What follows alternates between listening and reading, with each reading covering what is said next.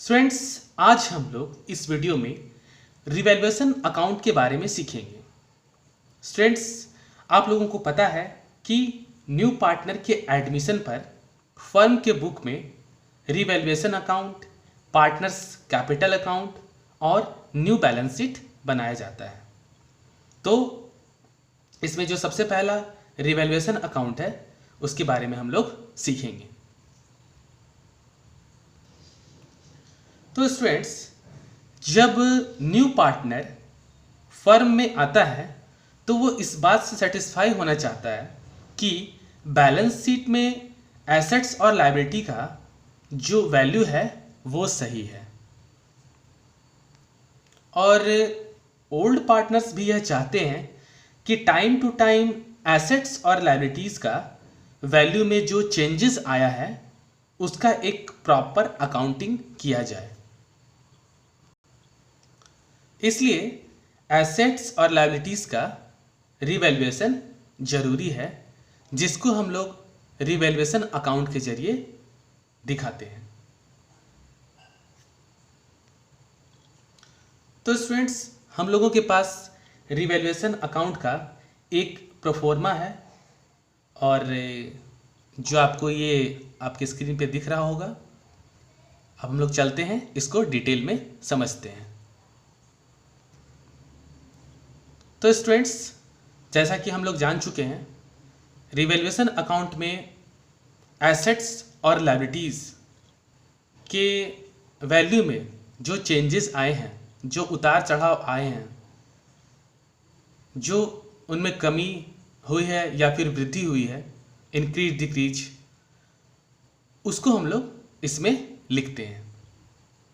तो सबसे पहले हम लोग डेबिट साइड से स्टार्ट करते हैं। तो स्टूडेंट्स, आप लोगों को डेबिट साइड में सबसे पहले दिख रहा होगा to decrease in value of assets. अगर किसी एसेट्स के वैल्यू में कमी आती है तो उसको हम लोग डेबिट साइड में लिखते हैं। ठीक है स्टूडेंट्स, अगर किसी एसेट्स का वैल्यू डिक्रीज होगा तो उसको हम लोग डेबिट साइड में लिखेंगे। उसके बाद आता है to increase in value of liabilities. Students, अगर किसी लायबिलिटी का वैल्यू इंक्रीज होगा, उसका वैल्यू बढ़ेगा, तो हम लोग डेबिट साइड में लिखते हैं। फिर स्टूडेंट्स लिखा हुआ है टू अनरिकॉर्डेड लायबिलिटीज। अगर कोई अनरिकॉर्डेड लायबिलिटी फर्म में था तो उसको हम लोग डेबिट साइड में लिख देते हैं, टू अनरिकॉर्डेड लायबिलिटीज करके।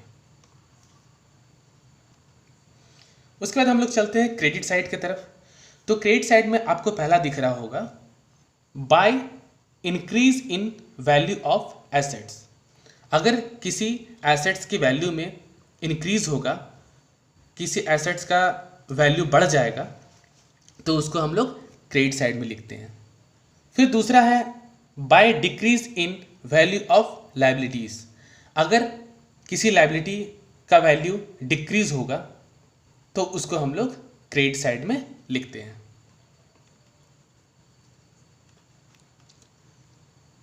फिर आपको दिख रहा होगा बाय अनरिकॉर्डेड एसेट्स। अगर कोई अनरिकॉर्डेड एसेट्स फर्म में था तो उसको हम लोग क्रेडिट साइड में लिखते हैं, बाय अनरिकॉर्डेड एसेट्स। तो स्टूडेंट्स, इस तरह से हम लोग एसेट्स में जो इंक्रीज डिक्रीज, लायबिलिटी में जो इंक्रीज डिक्रीज होता है, उसको हम लोग इस रूल के हिसाब से रिवैल्यूएशन अकाउंट में लिखेंगे।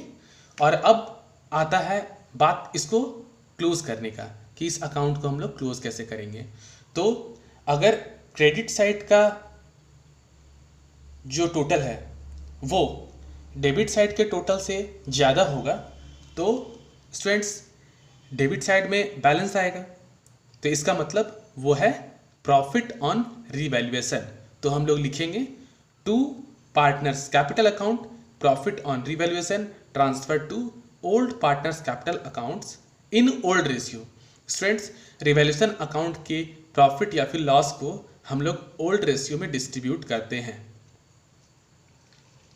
उसके बाद अगर डेबिट साइड का टोटल क्रेडिट साइड के टोटल से अधिक है तो क्रेडिट साइड में बैलेंस आएगा स्टूडेंट्स, और वो लॉस होगा।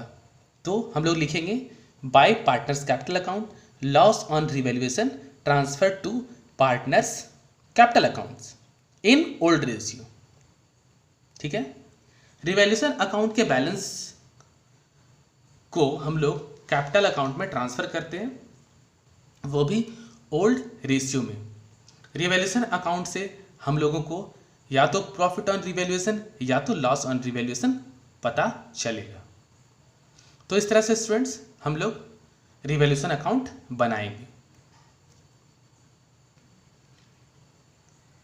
तो स्टूडेंट्स, जो लॉन्ग आंसर टाइप क्वेश्चंस होते हैं उनको बनाने के लिए सबसे पहले हम लोगों को रिवैल्यूएशन अकाउंट बनाना होगा, और क्वेश्चन सही बनने का एक सबसे मजबूत पॉइंट ये है कि रिवैल्यूएशन अकाउंट आप लोगों का सही बने।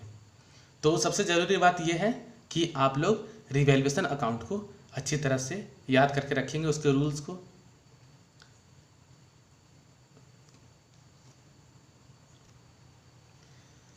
स्टूडेंट्स, कभी कभी क्या होता है, कुछ स्टूडेंट्स रिवैल्यूएशन अकाउंट को बनाते समय कंफ्यूज हो जाते हैं कि डिक्रीज इन एसेट्स किधर था, इंक्रीज इन एसेट्स किधर था। तो इसके लिए आप लोगों को मैं एक शॉर्ट ट्रिक देता हूं कि किस तरह से आप इसको याद करके रख सकते हैं। स्टूडेंट्स, आपको इन यहाँ पे जितने भी आपको ये एडजस्टमेंट्स दिख रहे हैं उनमें से कोई एक याद करके रखना है। जैसे मान लिया जाए कि मैंने ये पहले वाला याद करके रखा है कि decrease in value of assets debit side में होता है। ठीक है, ये मैंने याद करके रखा है कि अगर कोई एसेट्स का वैल्यू डिक्रीज होता है तो वो डेबिट साइड में होता है। तो स्टूडेंट्स, अगर एसेट्स का वैल्यू इंक्रीज होगा तो वो जस्ट उसका उल्टा होगा, मतलब वो क्रेडिट हो जाएगा। स्टूडेंट्स, आपको कोई भी एक याद रखना है। जैसे मान लिया जाए कि मैंने ये याद करके रखा है to decrease in value of assets. Decrease in assets अगर इधर है मतलब डेबिट साइड में, तो इंक्रीज इन एसेट्स किधर होगा, क्रेडिट साइड में। और स्टूडेंट्स, एसेट्स का जस्ट उल्टा लायबिलिटी होता है। अगर इंक्रीज इन एसेट्स क्रेडिट होता है तो decrease in assets, decrease in liabilities credit होगा।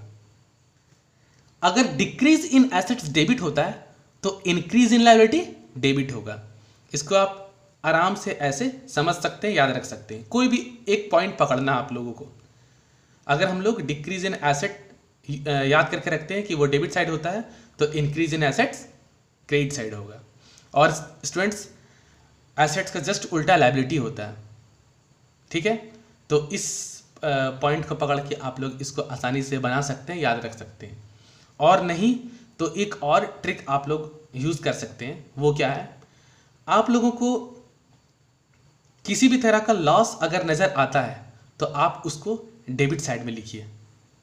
किसी भी तरह का लॉस नज़र आता है तो उसको आप डेबिट साइड में लिखिए। और किसी भी तरह का प्रॉफिट नज़र आता है एसेट्स लायबिलिटी से रिलेटेड, तो आप उसको क्रेडिट साइड में लिखिए। ठीक है, एसेट्स लायबिलिटी से रिलेटेड कोई भी लॉस आपको नज़र आता है तो आप उसको डेबिट साइड में लिखिए।